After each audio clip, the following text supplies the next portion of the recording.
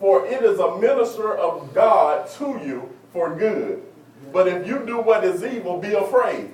For it does not bear the sword for nothing.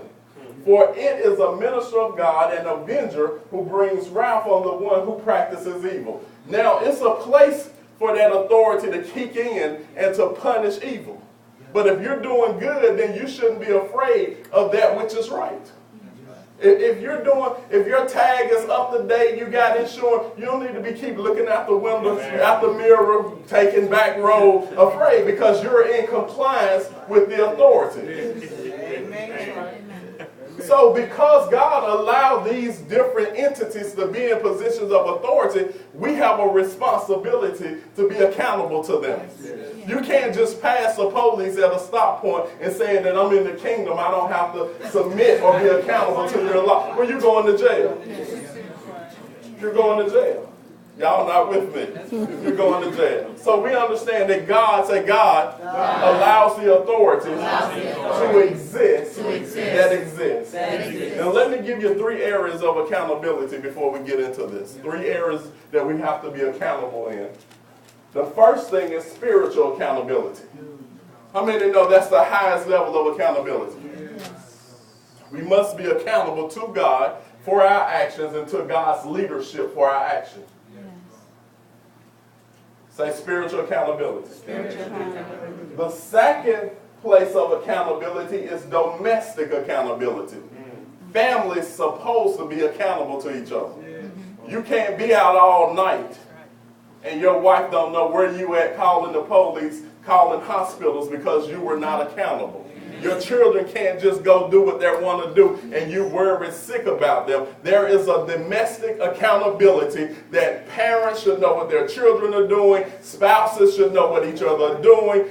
Some cases, older grown kids should know what the parents are doing. You shouldn't just jump on a plane and fly to Jamaica and then tell your family where you were going. You have to be accountable. Say domestic accountability. Well, we just felt the urge to go on just another honeymoon. Well, we don't care about the urge. Let us know because we've been worried about you guys. Yes. Didn't know if you were abducted by aliens or what. Say accountability. Some people think because they're grown they don't have to be accountable. Yes, you do. Especially when you're grown and still under somebody else's roof. Amen. Okay, I'm going to leave that one alone. It hit me just to stay out all night. Okay, but you couldn't call? That's right. Amen. Okay. Say domestic accountability. Domestic accountability. That includes the whole family. Say the whole family. The whole family. Spiritual accountability includes the whole church. Amen. Amen.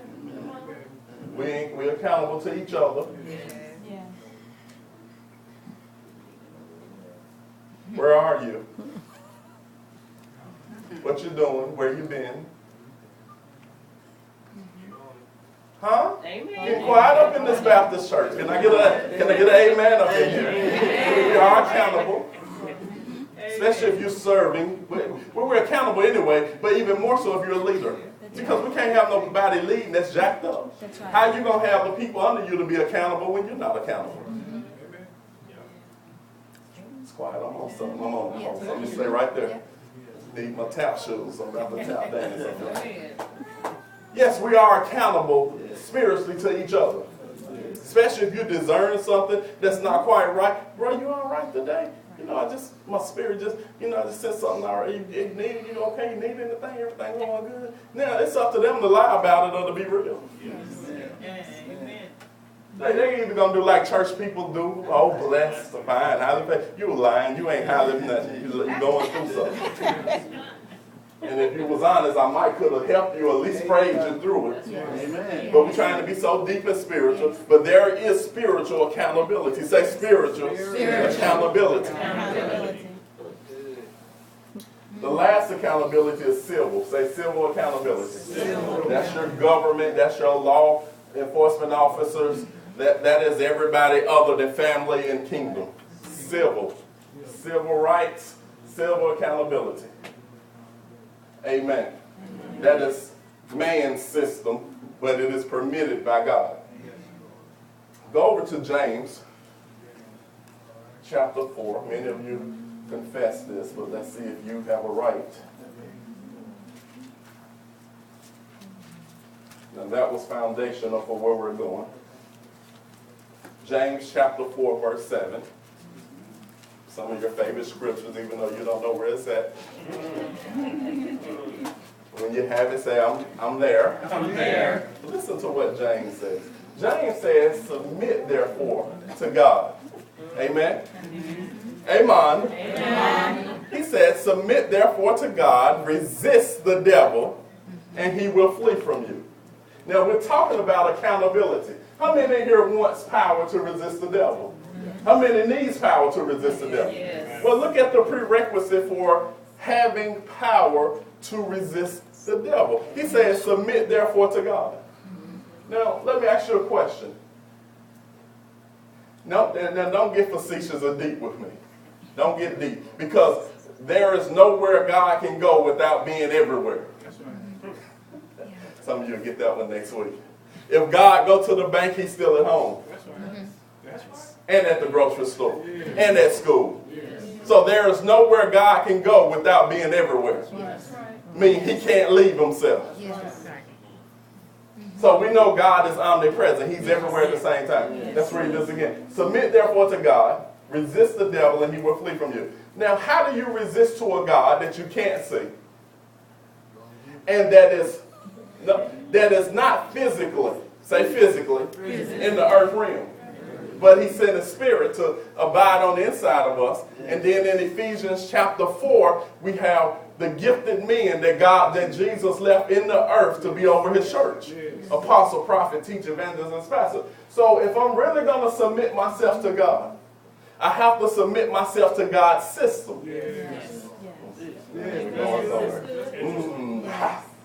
I feel that like Pastor 3 would say. If we're really going to submit to God, then we have to submit to God's system. God's system is already established. God has already established his church. He has already placed members in the body as it pleases us. Him. He has already put heads over the church. He said that we are built upon the foundation of the apostle and the prophet. So we understand that the system is already in place. So if I'm going to really submit to God, then I have to submit to the system that God has put in place. So what am I saying? I have to be accountable to those that God has allowed to be over me and to lead me. I can't just go run my own choo-choo train without checking with the conductor. Amen. So there is already a system in place that we have by God, but we're so busy submitting to God that we don't even realize what the hand of God is in the earth. He said, humble yourself under the what? Mighty hand of God, and in due season you'll be what? Exalted. Okay, what is the hand of God? The hand of God is the fivefold ministry gift. It is apostle, prophet, teacher, evangelist, pastor. But we're so busy trying to get to Jehovah God that we will not submit to the order and the system that he has in the earth. So when we're not being held accountable by the system, then we're rebels without a cause and we're doing our own thing. And guess what? It's a part 2 to that. He said, then if you resist the devil, he'll flee based on your submission. So guess what? If there is no level of accountability in your life, you don't have any authority to deal with the devil. You can only resist the devil to the degree that you have submitted your life and are being held accountable. Because it's a principle about submission and authority. And the devil understands authority and he understands submission. So when he sees a life that is out from under the submission of God, he sees the same spirit that he got. And you trying to rebuke a principality, a power, a ruler with the same spirit that they have, and they mocking you because they understand authority.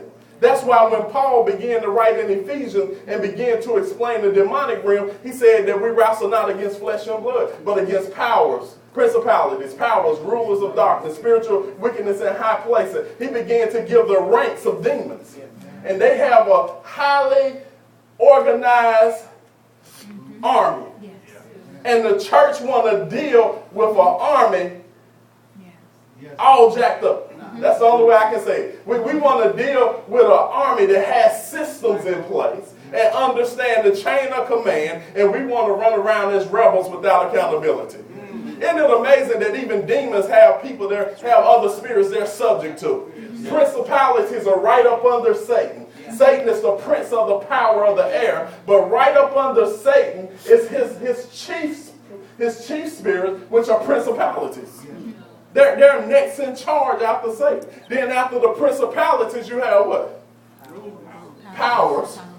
Well, principalities, powers, rulers of darkness. So you got principalities, powers, rulers of darkness, spiritual wickedness in high places. That is demons and men. Then you got demons.